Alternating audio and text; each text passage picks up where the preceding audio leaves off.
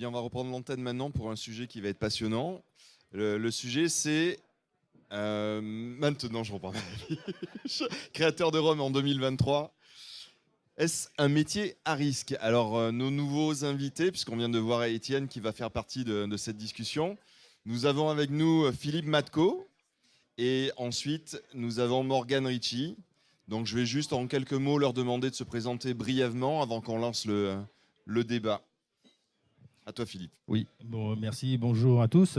Donc moi je suis Philippe Matco, le fondateur des Rhums Opportune 1791. Donc on est embouteilleur indépendant, une jeune marque qui va sur ses 3 ans maintenant et voilà. Morgane. Bonjour, donc Morgane Ricci, fondateur de la maison Famille Ricci, embouteilleur indépendant également, maison familiale dans le sud-est de la France, avec donc une philosophie qui est plutôt axée sur l'art de l'assemblage, et on fait aussi un petit peu d'élevage. Voilà. Et rebonjour à tous, donc moi Étienne Hove, je suis le cofondateur des Rhums Gadiam. On fait majoritairement des rhums arrangés en provenance de la Réunion et on fait aussi un petit peu d'élevage indépendant, d'élevage et d'embouteillage indépendant, pardon, je vais y arriver, toujours sur des rhums qui viennent de la Réunion et en l'occurrence de la distillerie de Savannah. Alors on va commencer par parler justement de cette notion de création de rhum. Qu'est-ce que c'est que d'être un créateur de rhum aujourd'hui? Vous prenez la parole comme vous le souhaitez. Morgane, a priori. Avec plaisir. Un créateur, je pense que nous, en tant qu'embouteilleurs, on est là aussi pour amener de la nouveauté, dynamiser un petit peu donc, le secteur du rhum avec des choses qui sortent un petit peu de l'ordinaire. En tout cas, c'est notre philosophie. C'est pour ça qu'on fait essentiellement de l'assemblage. Voilà, diversifier l'offre. Et on a aussi un côté humain où on est sur les salons. On est là pour parler vraiment de nos produits. Je pense que c'est une petite plus-value, surtout pour les clientèles de passionnés qui sont de plus en plus nombreux. Voilà, mettre cette notion d'humain dans nos rapports. Voilà. Ok. Ensuite, il faut savoir aussi pourquoi. Qu'est-ce qui vous a donné l'envie en fait de créer une société, de créer quelque chose dans le rhum, et puis on voit que ça se diversifie sur d'autres produits aussi. Quel est pour vous le déclencheur en fait dans vos vies personnelles? Étienne?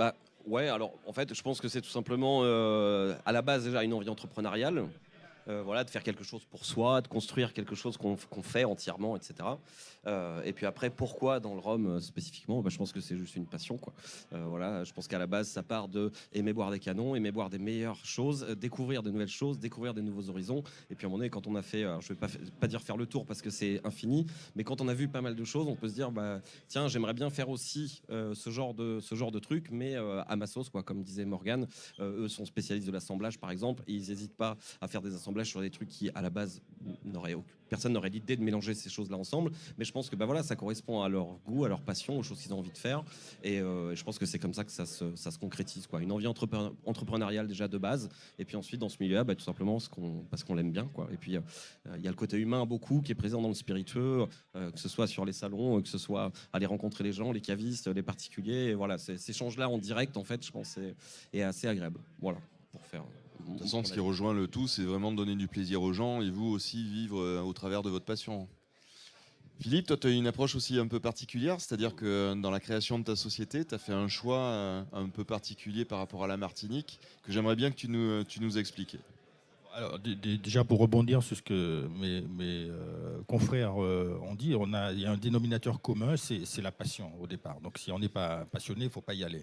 On est tous passionnés et c'est pour ça qu'on se retrouve autour d'événements comme aujourd'hui et à faire des projets et innover en tant qu'embouteilleur indépendant. Donc moi, en ce qui me concerne, donc je suis martiniquais et fier de l'être, hein, caribéen ancré.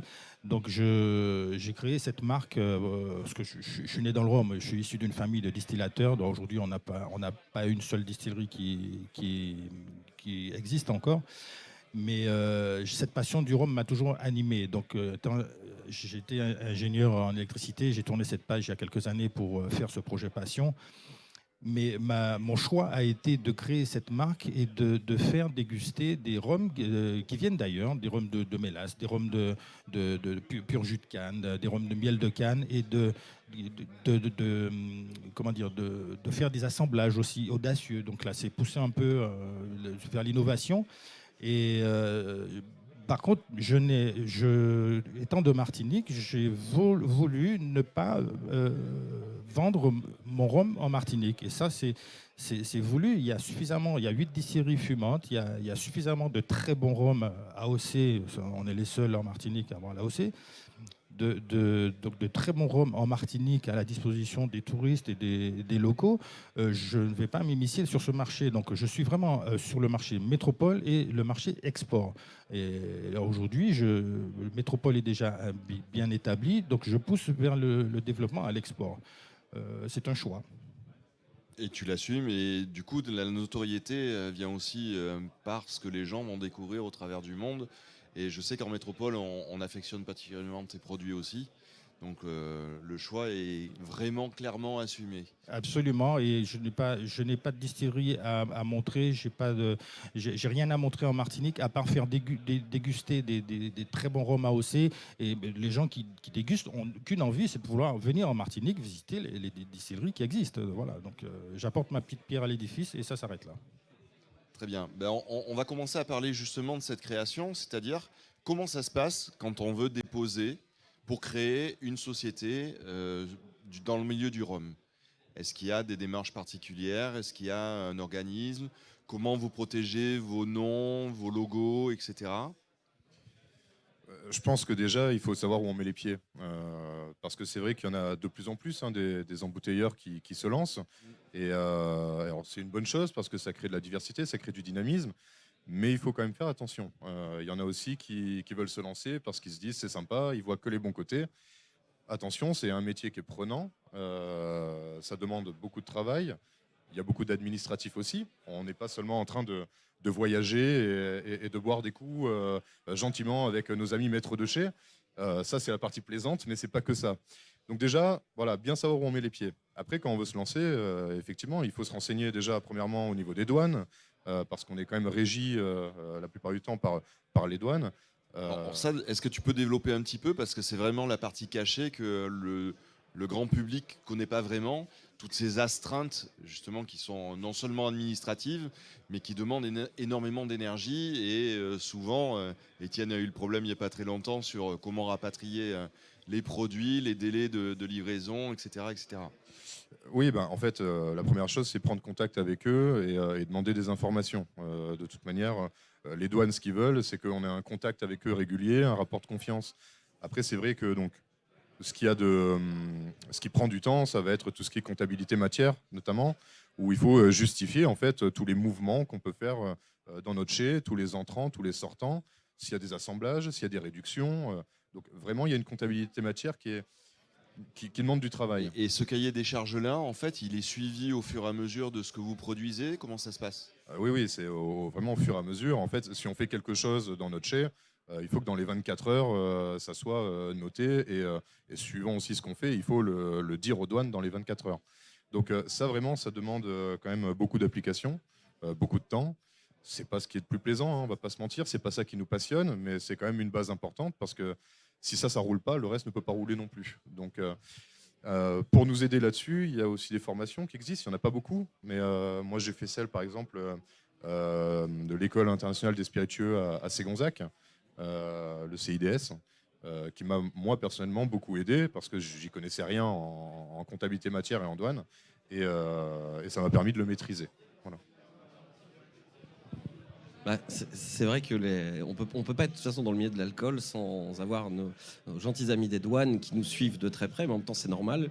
Les taxes de toute façon sur l'alcool en général sont énormes et donc forcément les douanes sont obligées, et c'est bien normal, de suivre ce qui se fait. Déjà bon, l'alcool est aussi une matière qui est pas très bonne pour la santé si on la consomme pas avec modération. Donc en fait il y a des sujets de santé, il y a des sujets de taxes, de comptabilité, etc., qui fait qu'en effet il faut ne pas hésiter quand on se lance ou même une fois qu'on s'est lancé à avoir la moindre des questions, d'avoir son petit contact chez les douanes et de poser des questions, quitte à passer un peu pour un idiot au début parce que ça arrive, parce qu'on pose tous des questions un peu idiotes au départ, mais le jour où vous avez un petit souci parce que soit vous êtes trompé, soit vous n'avez pas fait quelque chose comme il faut, etc., et ben les douanes au moins elles sont là en effet pour avoir une relation de confiance, et si elles savent que vous vous essayez de faire les choses bien.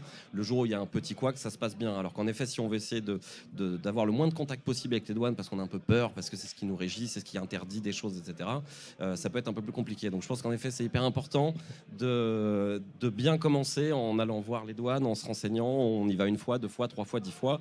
Et puis oui, c'est sûr que la comptabilité matière c'est très lourd comme sujet parce qu'en effet, le moindre mouvement qu'on fait, le moindre alcool qui sort, qui rentre, voilà, gérer les axes, etc., c'est hyper long et fastidieux. C'est vraiment pas la partie la plus fun, mais en même temps, c'est ce qui fait que votre société, déjà, elle est droite dans ses bottes et que tout va bien. Et de toute façon, mieux on fait ça et plus on a de temps pour aller faire les choses un peu plus fun, à savoir aller goûter des choses à droite à gauche et aller chercher des fûts ou fabriquer, distiller, peu importe, élever tout ce qu'on veut. Donc oui, c'est sûr qu'après, comme n'importe quelle boîte, quand on se lance, de toute façon, peu importe le milieu, je pense que le plus important est de savoir en termes légal ce qu'on doit faire. Après, sinon, à la création, c'est pas plus compliqué que de créer n'importe quelle société. Hein. Il y a quelques documents à remplir, ça coûte pas bien cher selon ce qu'on veut faire. Et puis en soi, c'est pas plus compliqué que ça de créer la société, mais en effet, il y a beaucoup d'étapes après. Voilà, les douanes doivent savoir exactement où se trouve quoi dans votre local et à quel endroit. Le jour où ils veulent venir voir comment ça se passe chez vous, il faut, s'il y a un fût qui est censé être au fond à droite, s'ils viennent et qu'il est au fond à gauche, on va vous dire pourquoi est-ce qu'il n'était pas au fond à droite, parce que vous aviez dit qu'il était au fond à droite. Donc voilà, donc il y a plein de choses comme ça qui sont en même temps, peu lourdes, mais en même temps, c'est rassurant aussi pour le consommateur. Mais exactement. D'avoir une traçabilité précise. Exactement, c'est exactement ça. C'est-à-dire que nous, on affiche des choses sur nos étiquettes, on affiche des choses dans nos discours, dans la présentation de ce qu'on fait, etc. Et il faut bien être sûr que ce soit la même chose qu'il y a dans les bouteilles et que la façon dont on dit qu'on fabrique est bien la manière dont on le fait, etc., etc. Donc tout ça est au bénéfice du consommateur pour que il ait une étiquette propre sur laquelle ce qui est indiqué est réellement fait, quoi. Donc c'est bien normal. C'est un peu lourd, c'est un peu pesant, mais en même temps c'est la moindre des choses. Nous, en tant que consommateurs, quand on achète quelque produit que ce soit, on aime bien avoir ces infos-là et être sûr que les infos qui sont données sont bonnes. Donc voilà, donc c'est bien normal. Bien sûr. Philippe, j'ai eu ouï dire aussi qu'il y avait des taxes qui étaient différentes suivant les endroits où c'était produit par rapport à l'alcoolémie des fûts. Est-ce que tu peux nous expliquer ça un petit peu ? Alors, c'est clair que c'est un milieu qui évolue, hein, tout ce qui est taxe sur douane. En plus, les DOM ont une partie contingentée, donc, ou pas, d'ailleurs, ça dépend, hein, pour la France. Hein. Et donc, les taxes sur l'alcool ne sont pas les mêmes. Donc, il faut être au fait de ces évolutions de taux pour les appliquer au bon endroit, quoi. Pour ma part, à titre personnel, moi j'ai fait le choix de m'adosser au début, hein, quand j'ai créé la société, de m'adosser à des experts en la matière, donc aussi bien du côté juridique, du côté dépôt de la marque et autres, et aussi la partie douanière. Donc moi je suis sous-entrepositaire de tous mes prestataires qui sont eux entrepositaires principaux. Donc c'est eux qui font la partie déclarative auprès des douanes, et ça me soulage énormément. Par contre, bon, ça ne note en rien la partie rigueur que se doit d'être un entrepreneur.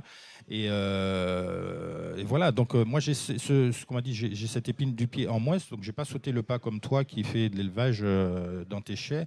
Je le fais, mais chez des prestataires, et c'est eux qui s'occupent de la partie déclarative. Donc voilà.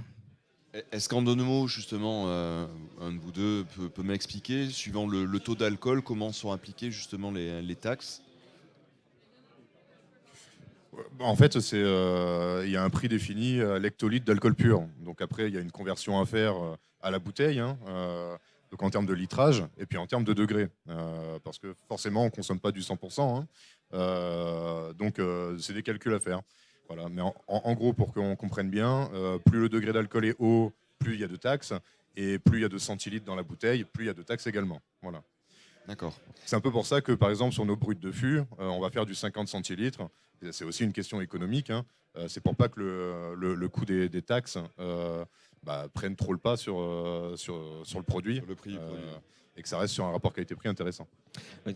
Pour rebondir, je pense que ce qui est assez méconnu du grand public, c'est en effet la hauteur de certaines de ces taxes, les axes, c'est quand même relativement important à l'excès d'alcool pur, et donc ça a un impact colossal sur le prix d'une bouteille qu'on va sortir, que ce soit une bouteille d'arrangé à 30 degrés ou un brut de fût jamaïcain à 75.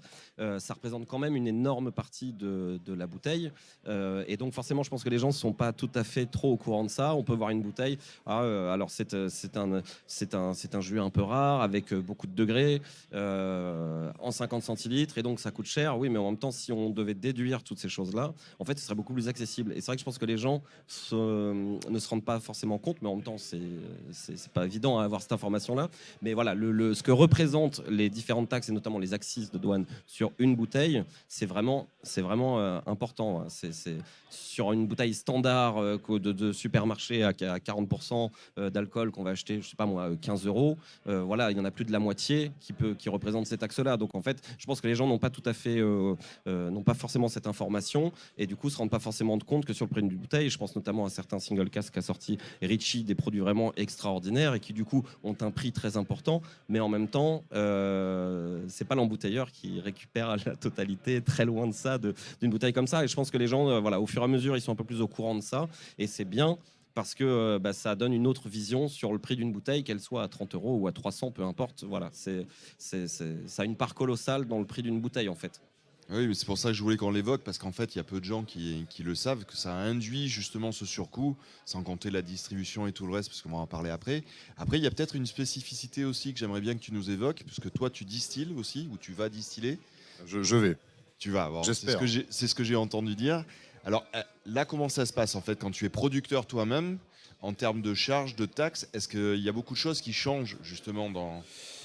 C'est-à-dire que finalement, c'est des coûts qui sont différents. Au niveau douanier, ça va rester les mêmes, puisque de toute manière, c'est toujours un rapport avec le degré et le litrage. Mais après, en termes de comptabilité, c'est encore une autre comptabilité. C'est-à-dire que là, c'est au jour le jour, à chaque distillation, il y a une comptabilité à tenir. Donc, au niveau des taxes, c'est la même chose. Au niveau comptabilité matière, ça rajoute du travail. Et après, il y a tous les coûts de production.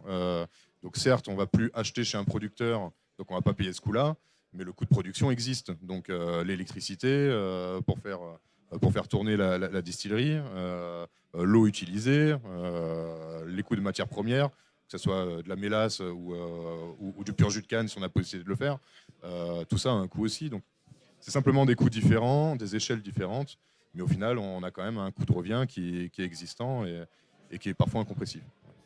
Et du coup, est-ce qu'il y a des aides potentielles quand vous créez ce genre de produit? Est-ce qu'il y a les territoires, par exemple, dans les dom-toms? Est-ce qu'il y a des soutiens locaux? Est-ce qu'il y a une prise étatique qui va vous aider à faire des produits? Moi, en tant qu'embouteilleur indépendant, zéro aide, donc ça faudra s'adresser Ouais, c'est directement aux important de le producteurs dire, ouais. sur place. C'est important de le dire parce qu'en fait, il faut quand même bien penser qu'on contribue en fait à la visibilité de l'ensemble du secteur. Parce qu'il faut bien comprendre qu'en tant qu'embouteilleur, on n'est pas concurrent aux distilleries. On est confrères, on est partenaires, on est même parfois les meilleurs ambassadeurs. Parce que on met en avant leur production également, leur savoir-faire, et nous sommes toujours présents sur des salons ou sur des masterclass. Vraiment, on donne la visibilité à ce milieu-là. Donc, Oui, puis en plus, puisqu'on va revenir un peu au sujet de est-ce que c'est risqué d'investir maintenant dans une société de distribution de rhum, c'est que justement, vous mettez certaines distilleries en avant avec des single casques, avec des séries limitées, avec un embouteillage qui va peut-être encore plus léché que l'original. Donc cette plus-value-là, ça a un coût. Donc on va parler en termes de trésorerie. Est-ce que de nos jours, créer une société et développer une marque, c'est coûteux et c'est risqué, puisque c'est le sujet de cette table ronde? Oui, incontestablement, le risque il est présent au quotidien. C'est un réel investissement, même si on est, comment dire, on sait où aller, quelle direction, comment le faire. Le risque sera toujours présent. Donc on vit avec, et en tout cas on construit avec. S'il faut contourner, on contourne parce que de toute façon on a une volonté commune, c'est d'aller de l'avant.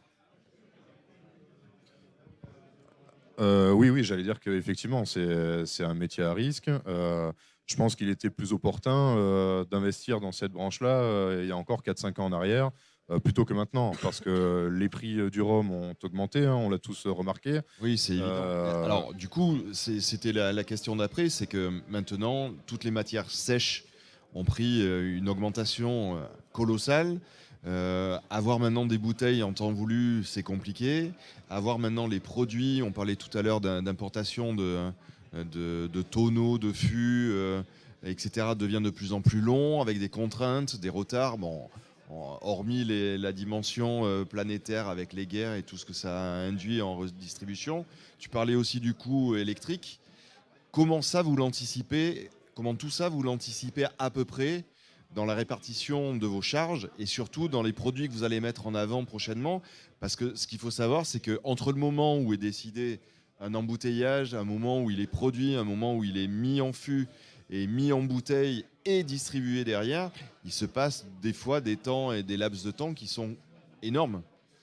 Donc comment vous régissez ça en fait? On a vécu une pénurie de matières sèches l'année dernière et encore cette année. Donc, en tout ce qui concerne les bouteilles, le carton, les surcapsules, ce sont des choses qui se sont rarifiées.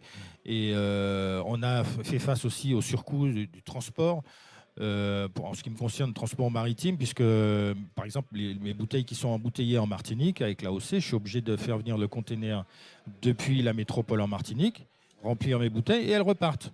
Eh oui. Donc, l'impact carbone, il n'est pas très bon, même si le jus est bon. On a un très mauvais impact sur le carbone. Donc, ces coûts, ces surcoûts s'additionnent et clairement, il est impossible de les répercuter à 100% sur le prix final, sinon on ne vend rien du tout. Donc, on est obligé de bouffer sur notre marge pour pouvoir continuer à être présent et puis à passer le cap, quoi. Et puis surtout pour tenir des dates de sortie, parce que vous avez aussi cette implication-là et cette obligation à peu près, quand vous annoncez, de pouvoir délivrer en temps utile. Donc non seulement maintenant il y a des problèmes, on a vu sur les bouteilles, mais vous allez être obligé, je pense, de stocker toutes ces matières sèches pour pouvoir faire un peu tampon avec tout ce qu'il y a comme pandémie et tout le reste à travers du monde, non?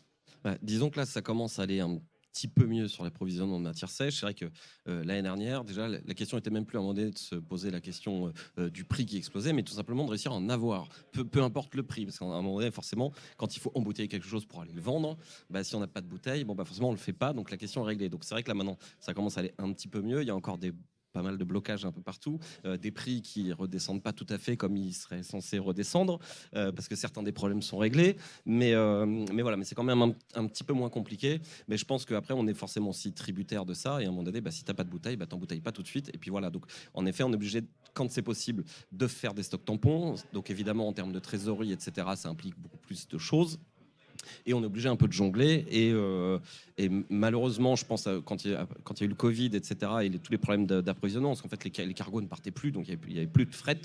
Ça, je pense que tout le monde en a souffert et personne n'avait de réelles solutions. Une fois qu'on a trouvé des stocks tampons à droite, à gauche, peu importe le prix, etc. Heureusement, là, ça s'est calmé un petit peu. Mais voilà, je repense notamment à Guillaume Ferroni qui s'est retrouvé embouteillé, à récupérer tous ces fonds de bouteilles un peu qu'il avait de plein d'autres produits différents et à embouteiller le même produit dans plein de bouteilles différentes. Et il avait mis une étiquette sur ces bouteilles en disant on fait comme on peut, quoi. Donc voilà, tout le monde a essayé de trouver, je pense, des choses à faire, changer un peu de produit. Je vais rebondir là-dessus. Ouais. Je vais être grossier, mais il a quand même une sacrée paire de couilles pour faire ça, hein. Parce que c'est pas évident de pouvoir comme ça changer une image de marque, parce que la clientèle elle est habituée à avoir toujours la même bouteille, la même étiquette. Et ce qu'il a fait Guillaume, c'est quand même très audacieux. Et je pense qu'il n'y a qu'un génie comme lui qui pouvait le faire. Mais c'est pas évident. Lorsqu'on s'appelle Guillaume Ferroni et qu'on a une image quand même, une notoriété existante, ça reste plus facile. Mais c'est vrai que pour des embouteilleurs qui se lancent, où l'image n'est pas encore assez notable, si on commence à faire pour la même cuvée 25 modèles de bouteilles différentes, le client final s'y perd. Donc c'est vrai que c'était pas évident. Oui. Je voulais juste rebondir là-dessus. Oui, non, mais c'est clair. Alors c'est parfait parce que du coup ça fait la transition sur la prochaine question qui était comment créer une identité actuellement dans le rhum avec, comme tu le disais Morgane, tous ces embouteilleurs qui démarrent, qui se créent, la multiplication des produits. Est-ce qu'il y a une recherche en amont déjà d'une identité visuelle, d'un nom, d'une orientation sur les produits que vous allez mettre sur le marché et comment lancer tout ça en fait? Bah, je pense que ça concerne n'importe quelle entreprise, mais c'est sûr que quand on se lance dans quelque chose, il faut avoir une idée précise de ce qu'on veut faire pour justement déjà réussir à un peu se démarquer des concurrents directs et puis avoir une identité reconnaissable le plus facilement possible, etc. Donc après, moi, j'ai une petite boîte, c'est à petite échelle, mais l'idée, c'est en effet de trouver une ligne directrice au départ, de la tenir malgré certaines difficultés, voilà, le Covid, les guerres, etc., les problèmes d'approvisionnement, les prix qui explosent, etc., de tenir à cette image qu'on a à la base pour justement que les gens nous reconnaissent de plus en plus facilement et reconnaissent notre signature. C'est vrai que si on change de produit tout le temps parce que le marché change, ça en ce moment ça marche, donc on va faire ça, et puis 6 mois plus tard c'est plus ça, on va faire autre chose, etc. Bon, bah, on peut prendre des belles vagues à surfer, mais on peut aussi se croûter, je pense, parce qu'on est sur trop de segments différents. Donc je pense que le plus important, peu importe l'entreprise qu'on souhaite créer, c'est d'avoir une identité propre. Et ça, après, bon, bah, ça passe beaucoup par le terrain, je pense. Bah, tous les salons, tous les rendez-vous chez les professionnels, etc. C'est de rencontrer tous ces gens-là, de rencontrer des collègues, rencontrer des confrères. Et puis, je pense qu'il y a beaucoup d'humains aussi là-dedans. Je pense à des petites marques, mais qui ont une grande réputation maintenant en l'espace de quelques années. Je pense notamment à Mika de Swell the Spirit, qui a commencé il y a à peine 2 ans et qui est un des 3-4 acteurs majeurs maintenant sur l'embouteillage en France et pas que.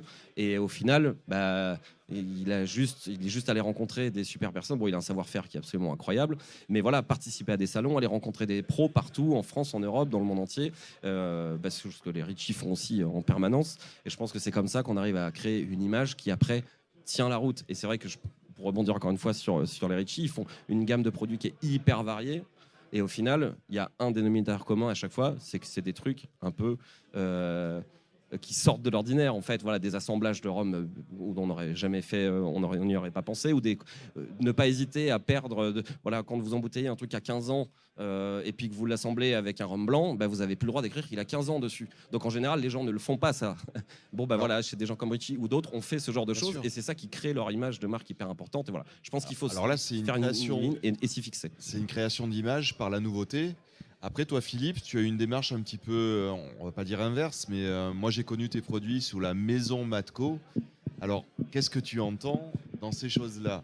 Non, on distingue deux choses. Il y a ce que tu appelles la maison Matco, c'est Héritier Matco, qui est une marque totalement différente de la marque Opportune 1791. Ok. Même si je m'appelle Matco, donc c'est la famille, ce sont les cousins.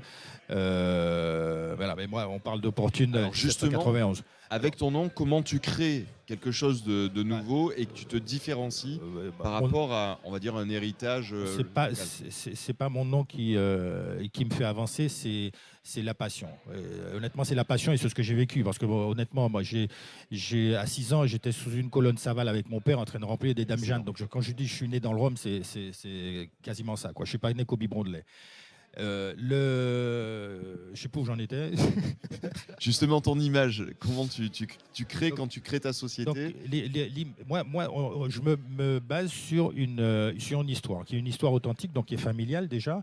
Mais et sur cette base-là, je propose des rhums d'origine différente et je fais des assemblages. Donc l'identité de la marque, elle se distingue des autres en faisant des choses audacieuses. Donc, par exemple, moi j'ai osé assembler un rhum AOC avec un rhum de mélasse de Barbade. Et, il est super bon. C'est une explosion d'arômes et de saveurs en bouche, aussi bien au nez qu'en bouche. Donc c'est audacieux. Alors je me suis pas fait des petits copains avec qui vous pouvez imaginer, mais je fais découvrir des choses. Et c'est nous, ce travail qu'on fait d'innover au travers de nos marques et de nos produits. C'est cette recherche et c'est pour ça qu'on porte en fait le rhum à des directions qui sont différentes. Je respecte beaucoup le travail que fait les distillateurs. On a besoin d'eux. Ils poussent vers des rhums premium, ce qui est excellent parce que nous on n'a que des rhums de dégustation, des rhums de qualité. Mais nous, notre travail, notre plus-value, la valeur ajoutée qu'on apporte au rhum, c'est de faire oser faire des choses différentes. Et puis faire découvrir, parce que honnêtement, il y a une multitude de choses à faire avec le rhum. Et bon, c'est pour ça que le rhum connaît ce succès et va doubler la partie whisky dans pas longtemps. Hein. Ça y est, c'est déjà le cas. puisque en fait, aux dernières études, il a été montré que déjà même dans les États de United Kingdom, hein, dans tout le Royaume-Uni, le rhum vient de dépasser le whisky, ce qui est quand même quelque chose d'extraordinaire. Alors après, je tiens à dire quand même qu'il faut faire très attention. Il ne faut pas qu'on prenne la grosse tête non plus. Et ça, je lance un appel quand même assez général à l'ensemble de l'échelle de la production. Il y a un côté négatif aussi qui vient, c'est le côté spéculatif, qui prend le pas sur beaucoup de choses et qui, à un moment donné, à mon avis, va faire exploser le plafond de verre. Et de plus en plus, les consommateurs de rhum, du coup, déjà maintenant, on peut le voir, commencent à se tourner vers d'autres horizons. Et si on ne veut pas complètement les perdre, il faut à un moment donné qu'on reste quand même cohérent et raisonnable dans ce qu'on fait. Alors, tout à un coup, il faut le valoriser. Donc, ce n'est pas une question de tarif, mais c'est une question que ça reste cohérent par rapport au marché. Voilà, il faut faire attention avec ça. Totalement d'accord. Hein. C'est d'ailleurs pour ça aussi qu'il est clair d'avoir ce genre de message sur les prix, pourquoi ça coûte tant, pourquoi il y a certains tarifs qui ont été augmentés les derniers temps et pourquoi il va falloir aussi sauvegarder un petit peu ça, car en effet, la spéculation commence à prendre le pas sur certains embouteillages où la plupart des gens n'ouvrent plus les bouteilles et en font un petit marché personnel. C'est un peu dommage, on en parlait en off avec Philippe, il faut goûter. En fait, le but du jeu, c'est vraiment et la meilleure publicité, puisqu'on n'en a pas encore parlé avec vous, mais sur tous les embouteillages justement indépendants, la meilleure des publicités, parce que c'est un budget colossal dans d'autres choses, c'est comme vous le faites là sur des salons, c'est sortir des bons produits, comme tu disais, avec des aromatiques explosifs, des choses avec des assemblages qui sont étonnants, des single casques, de mettre l'amour dans votre métier pour que les gens, en fait, puissent découvrir le rhum sur toutes ses palettes. Parce que ce qui est intéressant, moi, en tant qu'amateur, c'est de faire découvrir à des amis et à d'autres une palette aromatique qui est complètement différente. Moi, je n'étais pas un grand fan de whisky ou d'autres, mais les finitions en fût de cognac, en fût de bourbon, enfin, tout ce qu'on peut amener aussi maintenant, crée aussi une variété qui va attirer du public. Et je pense que c'est à peu près ça qui va faire votre meilleure publicité, non ? D'avoir un produit, justement, en même temps qui sorte de l'ordinaire et qui retransmette ce que vous voulez mettre, vous, dedans, en termes d'intensité de parfum. En fait, clairement, on a la chance dans le rhum, on a un cahier des charges qui nous permet quand même de laisser libre cours à notre imagination. Et c'est-à-dire que même en faisant de la qualité, si on a un petit peu d'imagination, on peut aller sur beaucoup de terrains différents. Et ça, encore une fois, je pense que c'est bénéfique pour les consommateurs, avec une offre super large, et aussi pour nous, pour pas qu'on fasse tous la même chose. Et je pense qu'en fait, pour ceux qui veulent se lancer, parce que c'est un peu le sujet du jour, je pense que l'important, c'est la force de conviction, c'est d'avoir une philosophie bien établie. Si on a cette force de conviction, cette philosophie et cette passion qui nous anime, on arrivera à faire quelque chose dans le temps. Si par contre, on est des opportunistes, on arrivera peut-être sur un effet de mode à réussir sur 2 ans, mais je pense que sur la longueur, ça va vite s'essouffler. Donc voilà, l'important, force de conviction. C'est vrai que pour rebondir, on a en effet la chance dans le rhum d'avoir des possibilités qui sont presque infinies, parce qu'en effet, il y a un cahier des charges plus permissif que dans d'autres alcools, soit sur les finitions, la façon dont on élève, etc. Donc, on peut faire beaucoup de choses. Et donc, encore une fois, c'est là où il faut avoir, je pense, une signature, une façon de faire, en effet, d'être animé par une passion qui est un peu différente de celle des autres.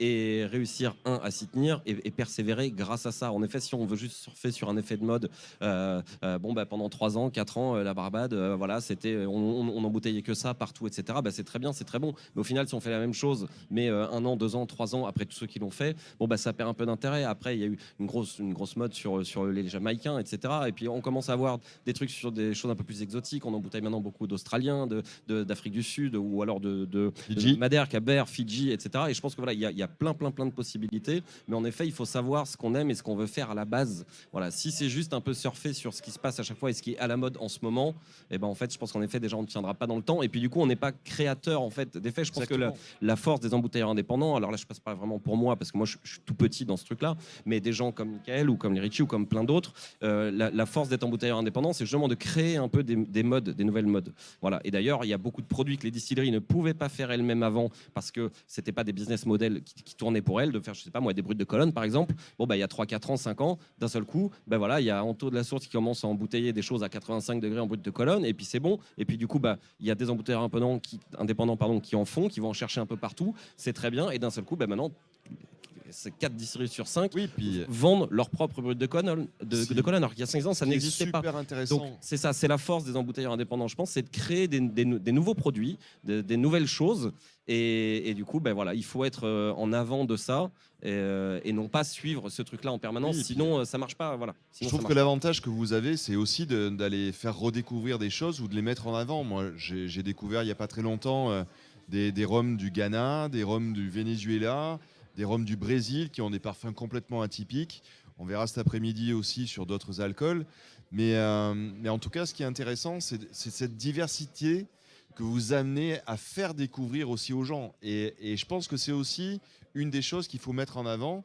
Parce que le sujet, c'est quel est le risque justement dans les années à venir pour les embouteilleurs. Philippe, toi, tu considères que le risque, c'est quoi? C'est de se tromper dans les choix Alors que oui, vous allez mettre en place? oui, Sinon, quoi il faut, comme dirait mon ami, là, il faut vraiment définir le business model et ce qu'on veut faire et ce qui marquera l'identité de la marque, de ce projet d'embouteilleur indépendant. Donc, moi, ce que je voulais, c'est témoigner le côté humain qui a adossé à tout ce qu'on fait. On fait découvrir, on fait voyager nos consommateurs au travers des rhums qu'ils dégustent de façon organoleptique. Mais à titre personnel, comme moi je fais mon développement à l'export, donc je voyage beaucoup, ce côté humain d'échange avec les gens passionnés comme toi de Rome, et je vais me sourcer aussi un peu partout. Donc je vois des gens et je vois comment ils produisent, je vois comment ils distillent. C'est des choses totalement différentes, mais quelque part, c'est tous des passionnés. Et ça, c'est humainement très enrichissant. Oui, puis faut pas oublier quand même que même si l'alcool, faut faire attention pour ne pas trop en abuser, c'est un moyen aussi de partager des émotions, de partager des moments. On a cette culture-là en plus en France, parce qu'on est un des plus gros consommateurs de rhum au monde, faut le savoir.